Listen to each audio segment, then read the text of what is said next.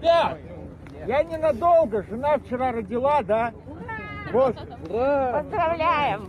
Спасибо. Даже лицо свое покажу. В принципе, меня знают. Вот здесь много тихарей, да, как бы есть. Просто задайтесь вопросом. Вы пишете по китайскому телефону, по американскому интернету, ходите в китайских куртках. Уважаемые, Дома здесь всё. не согласовано проведение публичных массовых мероприятий, митингов. Это мои друзья.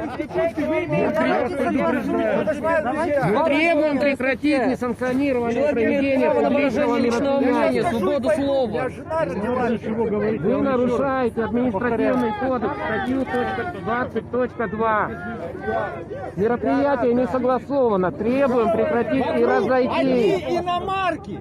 Никто не покупает Еще раз наш автопром предупреждаю на вас и требую 70% прекратить совершение состоящий из правонарушения. китайских запчастей.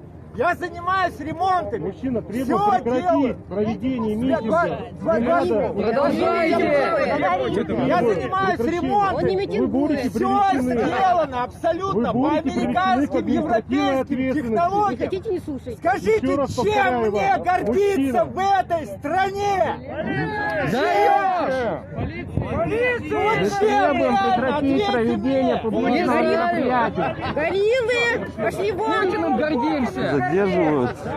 Отлично. Гориллы, пошли вон! Как вас Вот вы ватникам затыкаете рот именно этим. Чем они гордятся в этой стране? Чем? Фашисты! Фашисты! Фашисты! Фашисты!